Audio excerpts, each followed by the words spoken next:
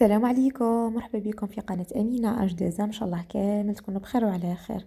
اليوم حنشارك معكم وصفاتين اللي درتهم بحش واحد ودرتهم في وقت قياسي. كنت نجري، ما كنتش عارفة روحي واش راح ندير. ديسيديت باش ندير سوفلي ومن بعد في دقيقة تالية درت هادو. دوك نشارك معكم كامل واش درت. تتبعوا معايا لا فيديو حتى الآخر. في بورتمونجي حطيت زوج كيسان وربع تاع فرينة. هنايا كنت بديت بليكيش، حطيت زوج كيسان وربع. انا خدمت بالفرينه تاع القمح الكامل، نتوما خدموا بالفرينه اللي سوالمكم. درت مغرف صغيره تاع ملح، زوج مغارف صغار تاع خميره الخبز. ولهنا راح ندير ربع كاس تاع زيت. كنت خدمت هنا بزيت زيتون، والباقي عمرتومه. لهنا اذا كنتو ما خدمتو بالزيت العادي ديروا نص كاس زيت عادي ونص كاس ماء. اذا هنايا صايني قريب تما نكمل العجينه. واش راح ندير؟ راح نخلطها في البورتمونجي، ما ندخلش كامل كاع يدي.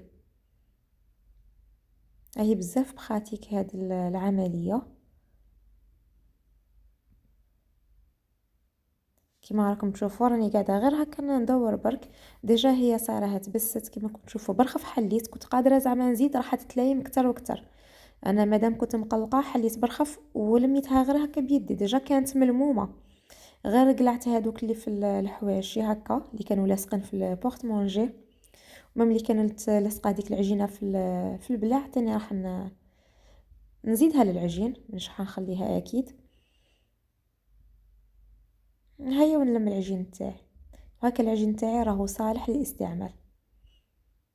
شوفوا راها تلمت معايا بسهوله، وزيد ما داتليش كامل الوقت. 3 دقائق تكونوا مكملين معاها. خليتها على جهه ورحت حضرت الحشو. فيما يخص الحشو واش درت؟ في مقله حطيت زوج حبات تاع بصل كنت رابيتهم، راح نخليهم يتقلاو مليح مليح. شوفوا لهنا راني نخدم غير بالزيت زيتون. نسيت باش نقول لكم بلي درت درت زيت زيتون تاني. ومن بعد جبت لهنا 350 غرام تاع صدر دجاج. ماهيش كميه كبيره بصح هي دارت لي زوج تاع الوصفات، زعما الحمد لله كان فيها بركه. لهنايا عندي مغرف صغيره تاع ملح، فلفل اسود، التوابل اللي ديروهم للدجاج. درت لهنايا سكنجبير، نفس التوابل اللي ديما نديرهم للدجاج كاع ما يتبدلوش. كركم. لهنا حندير فلفله حمراء، ونختمها بالتوابل الدجاج. ندير رشه خفيفه برك. نخلطهم هكا مليح مع بعض ونخليهم يطيبوا. لهنا الدجاج تاعكم ماش رايح كامل يطول كما تعرفوا، هو برخف يطيب.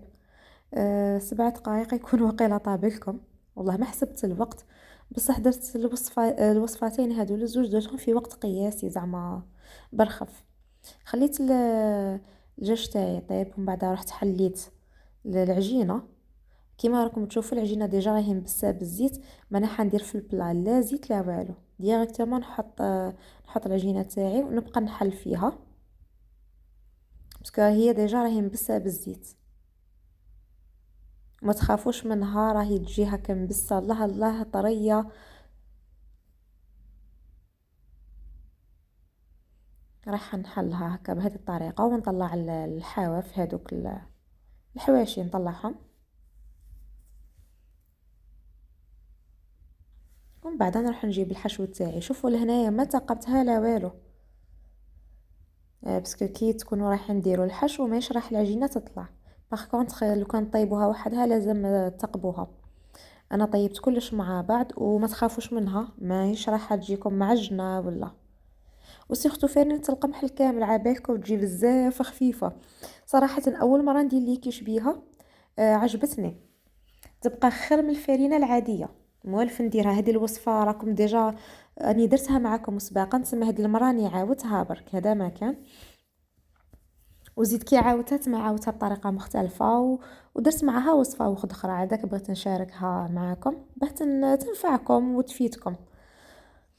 لهنا جبت الحشو تاعي بديت هكا نوزع فيه. ما درتوش كامل، شوفوا درت تسمى قسمته على 3، زوج درتهم وواحد خليته. فهمتوا شغل الكونتيتي الكبيره درتها في الفلاكيش لهنايا، وخليت هكا شويه للكراطه باش تفهموني برك.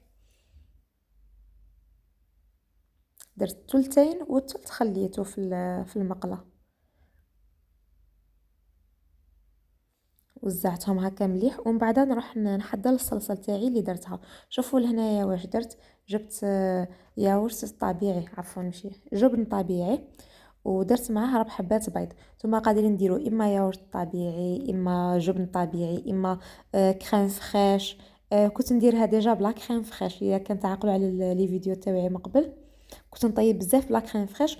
دوك بدلتها بالهذا بالجبن الطبيعي. درت البيض ومن بعد زدت هكا نص كاس، ما با نص، واحد ربع كاس تاع حليب برك، وزدت رشه تاع ملح وشويه تاع فلفل اسود. الحرور ديما حاضر معايا. لهنا راح نخلطهم هكا مليح باش ما يدفقوليش. حطيت هكا فوق البلا، معليش قلت لا يطيحوا في البلا، معليش. ضربتهم مليح. شوفوا لهنايا من بعدك شغل نتوما غادي تبالكم باللي راهي شويه ولا هي رايحه تزيد شغل كيما تعرفوا البيض يتضاعف الحجم تاعو. ما ترغبوهاش في الاولى تقولوا بلي طبقه ماهيش كبيره تاع الحش ولا تاع البيض، ولا ما تكتروش بزاف، خلوها في النص باسكو هي الفوليوم تاعها رايح يتضاعف. لهنا رايحه هكا نوزع هذيك الصلصه اللي درتها. مش عارفه كيف تسموها، اما الصلصه اما كريمه اما. نوزعهم هكا مليح ومن بعد نروح ندير رشه خفيفه تاع قزبر. ماشي قزبر معدنوس.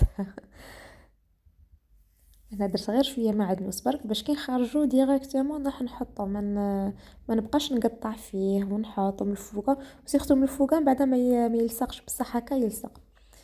لهنايا كنت فورت شويه تاع بطاطا ومن بعد قليتها في شويه تاع زيت، تاني زيت زيتون. انا الزيت اللي نخدم فيه ما فيهش الريحه، يعني عارفاكم تقولوا كيفاه زيت زيتون والريحه تاعو.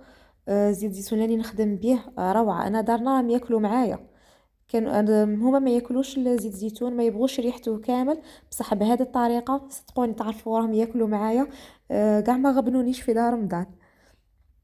سيرتو شو مانيش نطيب ليا وليهم ولا هكا تاع زعما ما اكلتي انا كي هالتي نديرها هكا ليا وحدي وهما وحدهم، لا دوك ولينا ناكلوا كامل في رحبه.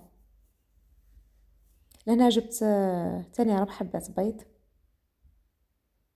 4 حبات ولا 3 والله ما عقلت. المهم راكم شفتوا شعل درت، ديروا على حسب الكونتيتي.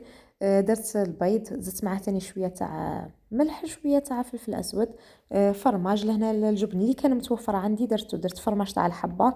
لهنا موزاريلا من فوق درت غير شويه برك ما كترتش باش ما يجيش هكا متخون بزاف. ولهنا عندي شويه تاع شيدار، هادو هما اللي درتهم من فوق ودخلتهم يطيبوا. شوفوا معايا النتيجة، شوفوا الحجم كيفاه تضاعف. الله الله، واحد البنة واحد الخفة، صدقوني جا روعة. هذه الكيش ديجا سبق وراكم جربتوا الكيش اللي درتو من قبل او كيف غير هنا قلت لكم برك الفارينة متبدلة، قطعتهم هكا على 8 وتجي الحبة هكا الله يبارك كيما راكم تشوفوا، تاكلوا وحدة تشبعوا. وبالنسبه للقراطه ما نحكي لكمش شعل جا بنين وجا خفيف، واحد البنه روعه. اذا هكا ما بقى لي غير نقول لكم انا وصلنا لنهايه الفيديو. ان شاء الله الوصفه تاع نهار اليوم تكون نالت اعجابكم. نقول لكم نتلاقى في فيديوهات اخرى ان شاء الله مع وصفات جديده، وان شاء الله كامل نلقاكم بصحه وعافيه. سلام.